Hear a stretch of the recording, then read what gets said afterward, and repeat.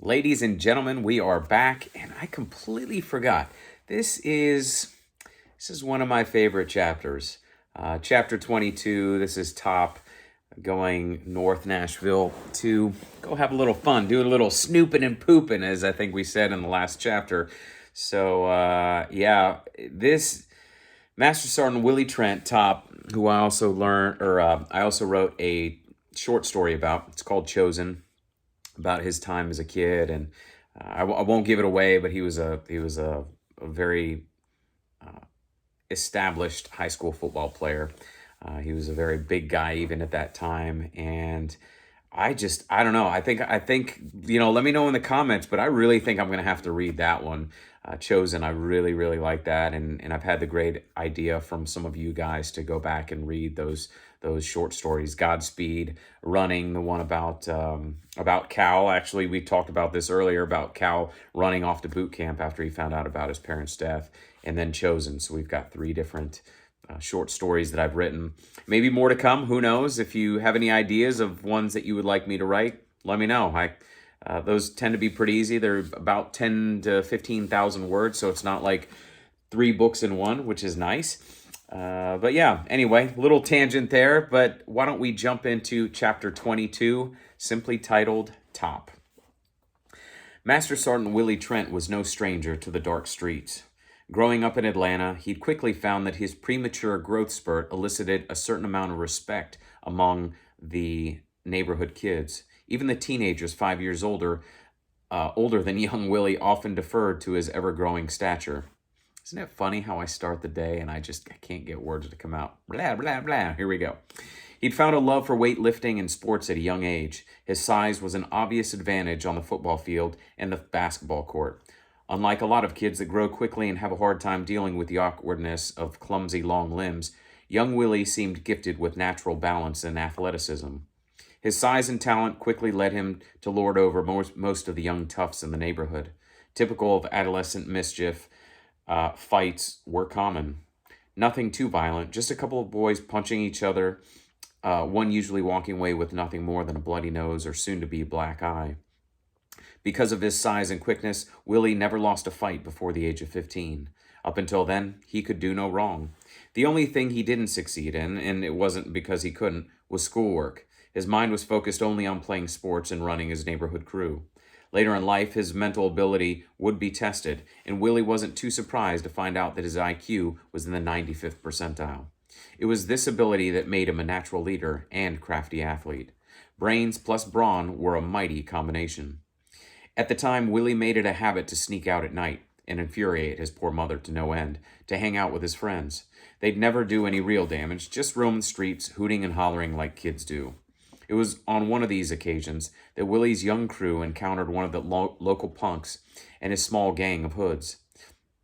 Typical of Atlanta summer nights, the air was thick with humidity, and a lot of kids would hang around the local 7-Eleven, sipping ice-cold Slurpees and trying to stay cool. On this particular night, Willie's crew got to the 7-Eleven after the older and larger gang led by LaShawn Braxton.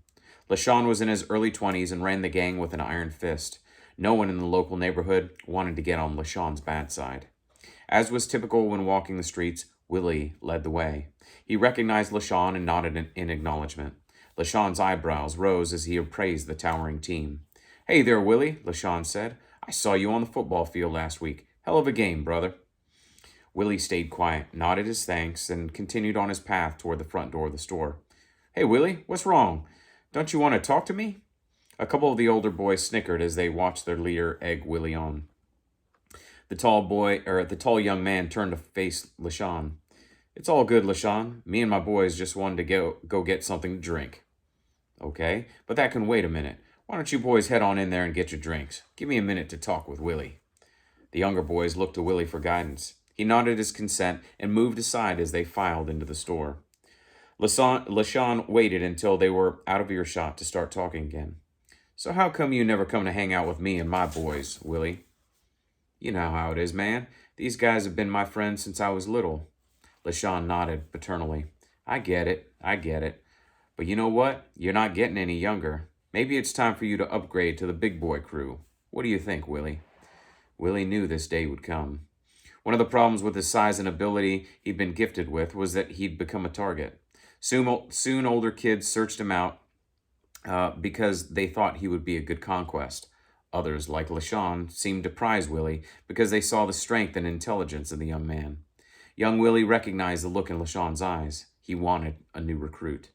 It had happened before with less capable crews, but Willie got a bad feeling staring back at LaShawn. He didn't seem like the type of dude that would take no for an answer. I don't know, man. My mama wouldn't really want me hanging out with the older guys. At his comment about his mother, the older boys laughed out loud. One of the problems with being the target was that you just had to stand there and take it sometimes. There's no way he could match the six guys either in an argument or a fist fight. He'd just have to sit there and accept it. Don't you worry about your mama, Willie, LaShawn said. I'll take care of her. I'll take good care of her. LaShawn punctuated the lewd comment by licking his lips lasciviously. Willie took a calming breath, trying to stave off the inevitable boiling over of his anger. He wasn't the best at listening to his mother's lectures, but he was very protective of the widow. His father had died in a factory accident when Willie was 3, and the boy had made it his mission to protect his mother ever since. Calm down, Willie. Getting mad will only make things worse.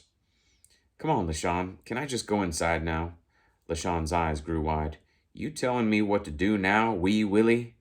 Willie was desperate now. No, man, I just need to get back home before my mama notices I'm gone. I told you, Willie, I'll take care of that fine mama of yours. He smirked and he looked around at the matching grins on his crew. LaShawn wasn't going to let him out of this. What do I need to do so I can go, LaShawn? You can start by not being a little bitch, LaShawn said. Is that what you are, wee Willie? A little bitch? Willie's head snapped up. Even his tolerance for mockery had its bounds. Later in life, friends would comment that he was like a friendly giant, kind to a fault and slow to anger, but once riled, he could not be stopped. LaShawn smiled at the incensed youth. Now I see that fire, boy. How about we see how that fire burns? What do you say you and me go a couple rounds? A stirring began in Willie's gut. LaShawn was famous for his street brawls. He sent a couple kids to the hospital, and it was rumored he'd once been a semi-pro boxer in his old hometown. LaShawn was definitely built like a heavyweight fighter, standing 6'3" and well into the middle 200s. He was an imposing figure to most other kids. But Willie wasn't as easily deterred. Even at 15, he was already close to 6'4", just over 200 pounds. Added to his formidable size were the countless hours of honing his body to athletic perfection on the football field and in the weight room. Willie was confident in his abilities one-on-one, but not 6-on-1. I don't want to fight you, LaShawn. His voice was a whisper. I didn't ask what you wanted, boy. Now get your ass around the back of the building and let's see who the big dog is around here.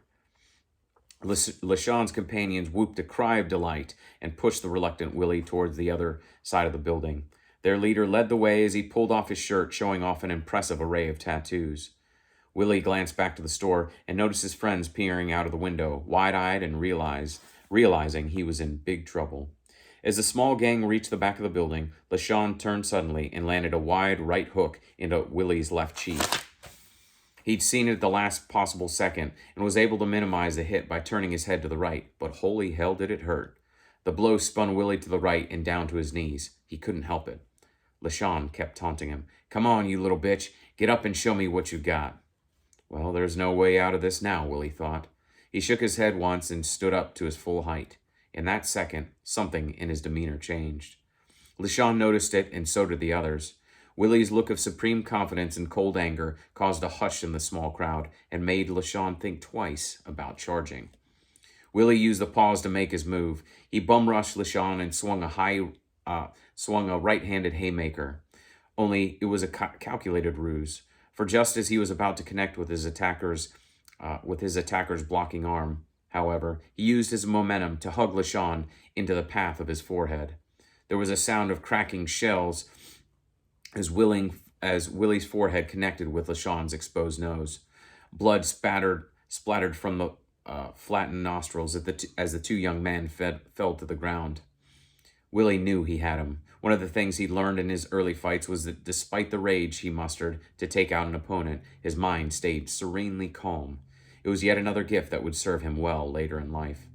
He used that talent to quickly weigh his options. If he incapacitated LaShawn now, he'd most likely have to turn and take on the other 5. Not the best opportunity for getting out of the mess relatively unscathed. Just as Willie cocked back to headbutt him again, LaShawn screamed in fear, "Get this motherfucker off me!"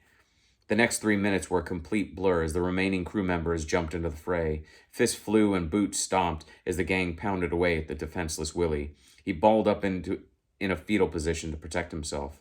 At some point between blows to the head and torso, Willie heard his mother's voice. She was screeching at the other young man.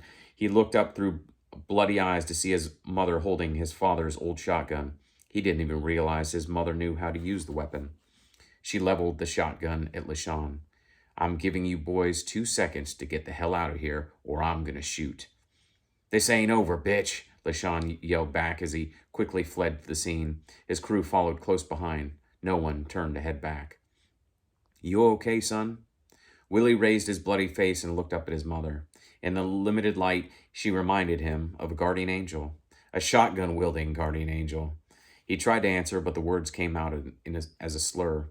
It was now obvious that his jaw was broken and he'd sustained other injuries to his whole body. He felt like his entire high school football team had literally run over him, twice. "Come on, son," his mother said. "Let's go to the hospital. Don't try to walk." It wasn't easy for Willie's mother to get her son off the ground, but they somehow made it vertical and around the side of the building to her idling car. Willie later found out that one of his friends had called Mrs. Trent as soon as LaShawn had provoked the fight. Luckily, the Trent household was right around the corner. He remembered the look on his mother's face as she nursed the beaten and bruised Willie. There was a sadness there that he couldn't place. At the same time, he saw a deep determination in her eyes. He didn't know what it was until days later when his mother came in and announced that they were moving across town to live with his grandmother. "I should have seen it a while ago, Willie," she said. "In this neighborhood, you're going to get nothing but trouble. I've already talked to the private school across town, and they say that, with a partial scholarship for football, they can put us on a payment plan. I've already talked to my cousins over there, and they're going to help me get extra work." "I don't want you to do that, Mama. I can handle things around here." "It's not in your control, son. You don't get nowhere fast with a target on your back.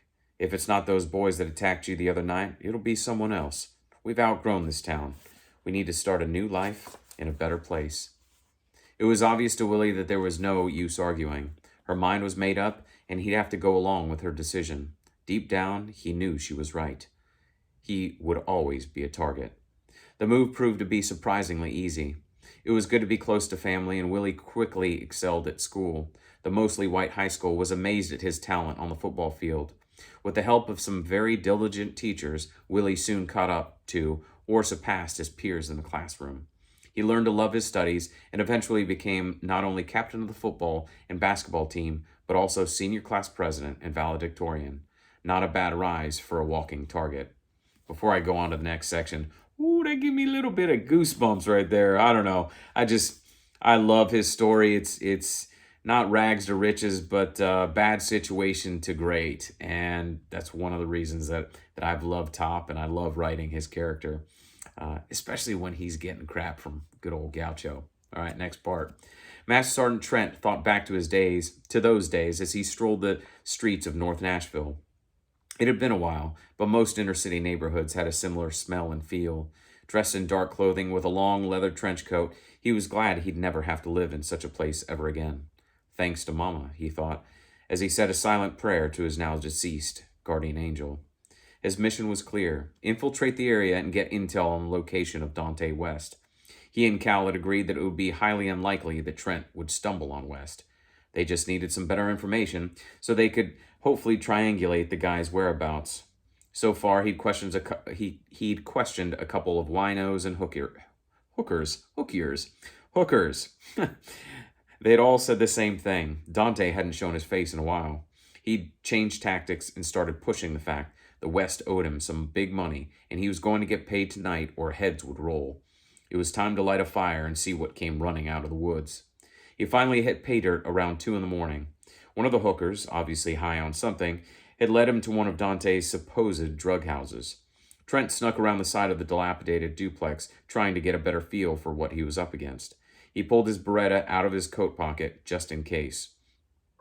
Making his way to the back of the house, he heard a television through the open window. Obviously, the inhabitant wasn't trying too hard to keep the space secure.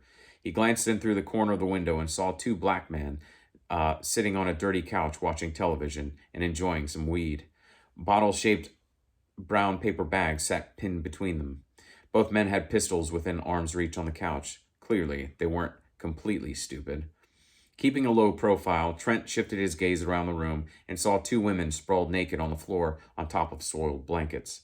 Both women were passed out and probably high by the looks of their slack jaws. He didn't see any other visitors and wondered what was upstairs. He squatted down next to the house and reached into his other coat pocket. He pulled out the small box Neil had given him. Opening the box, he extracted the pair of sunglasses and then gently handled the tiny flying spy camera. Better safe than sorry, he thought. He put on the sunglasses and pressed the sidearm. The sidearm. Not his sidearm, the sidearm. The tiny drone went airborne, and the left lens mirrored the camera's point of view. He directed the camera to fly up to the second-story window. The slight buzzing was completely muffled by the sound of the television and nighttime noises. As it came up to the second level, the drone slowed and hovered. Trent peered into the darkened room and looked through the night vision eyes at the empty floor. The device moved into the room and rotated to give Trent a full view of the contents. Lots of trashed furniture, but no people. He completed the scan of the upstairs by directing the drone into the bathroom and second bedroom. Empty. Good. Next, he directed the spy camera down the stairs and into the kitchen. Other than a sink and a table full of used to-go cartons, the place was empty. That left the two pushers and their girlfriends in the living room. He brought the drone back outside and stowed it in the glasses in his pocket. After a second to think, he knew the easiest way to find out what he needed was to just knock down the back door. He was pretty sure he could take care of the two men. He stashed his pistol back in its holster, then withdrew two of Neil's presents. They were specially modified tasers. They were a lot smaller than the commercial version used by police and private citizens, but just as powerful. In Trent's hands, they each looked like matching Pez dispensers, roughly the same size as their candy counterparts. Out of habit, he checked to make sure the laser sights worked. Before leaving, Neil had suggested taking two, just in case. Trent would have to remember to thank the techie for his forethought. If he was lucky, he could incapacitate both men without much noise. The last thing he wanted to do was burst into the house with guns blazing. He stayed in a crouch as he moved around to the back of the little house. The key to what he was about to do was overwhelming force and surprise. Having the two idiots shooting at him wouldn't do any good. Master Sergeant Trent was hoping he'd catch the men with drug and alcohol-slowed reflexes. He took two more settling breaths, squared himself to the back door, and pictured the two men 10 feet from the rear entrance. Holding the Pez tasers loosely in his hand, I need to buy some of those. He took one big step backward, then exploded through the door with his size 14 boot leading the way. The door shattered the locking mechanism, and Trent followed the door into the room. He looked down at the surprised expressions of the two drug dealers and didn't hesitate to aim each taser at their chest and depress the triggers. Before the guys could reach their guns, the taser wires reached out. The probes penetrated their thin shirts and instantly started pouring voltage into their nervous systems. Trent held down the switch for 5 seconds, then released. The shocked duo slumped back down to the couch. Without hesitation, the former Master Sergeant started the interrogation. "Where's Dante?" The first man cried out shakily, "What?" "I said, where's Dante? You don't start answering my questions and I'm going to keep shocking." "No, please." Trent switched on the electricity and watched as the men writhed in agony. Turning the juice off, he started again. "Like I told you," Trent said, "answer my questions. Now, one more time. Where's Dante?" The first man spoke again. "I don't know, man." The next shock threw the man's head back, hitting the wooden frame of the couch with a sharp crack. Turning off the power again, Trent explained calmly. "I'm going to tell you this one last time. Dante owes me some money, and I mean to get it tonight. The only thing I want from you boys is to tell me how I can find the motherfucker. The second man finally spoke up. Okay, okay. Despite the screams and grunts, neither of the passed out women on the floor had yet to stir. You ready to tell me where he is? Trent asked. We don't know exactly where he is, the second man said. He's been moving around a lot. You mean since he killed that girl? I don't know anything about that man. All I know is that the cops are after him and we haven't seen him around for a while. So how do you know he's still around? Trent asked. He calls us a couple times a day. Dante wants to make sure we're still making money for him. Does he call you on your cell phone? Yeah. The man motioned his head with his head at the end of the table, or towards the end of the table where two new mobile phones sat in chargers. Usually calls once in the morning, once at night. Wants to know how big our haul was. And how was your haul today? Trent asked. The man looked at his companion, not knowing how he should answer the hulking trespasser. Wrong answer, dipshit. Trent depressed the power switch, again wondering how many times he'd have to do it. After a good long shock, he turned off the power. How was your haul today? The second man answered again, despite his trembling. Damn it, man, it was good, okay? You know what kind of trouble we're going to be in with Dante for telling you this shit? Don't you worry about Dante. I don't think he's going to be around much longer. I've heard I'm not the only one looking for money. I just want to make sure, I just want to be the first one to get mine. You can take whatever we've got here. Just don't tase us again, man. How much do you have? Trent asked. A couple grand. A couple grand? Willie said, laughing. I thought you said you had a good haul today. We did, the man said, but Dante sends one of his girls to come pick up every night. She usually comes by around midnight. Knowing he had to keep up the charade, Trent went in another direction. Okay, where's the money you have left? The man on the left pointed to a Nike shoebox on the floor. In there. A safe deposit box. Very intelligent. All right, you two sit tight as I make sure you're not bullshitting me. Keeping the two men directly in front of him, Trent shifted around and glanced down into the box. It definitely looked like there was a couple of $1,000s in assorted bills piled neatly inside. Here's what's going to happen next, boys, Trent said. You're going to turn, face each other, give one another a big hug. The second man cocked his head to the side. What?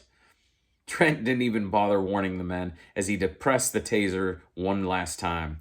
When the jolt ceased, both men had obviously met their limit and were ready to comply.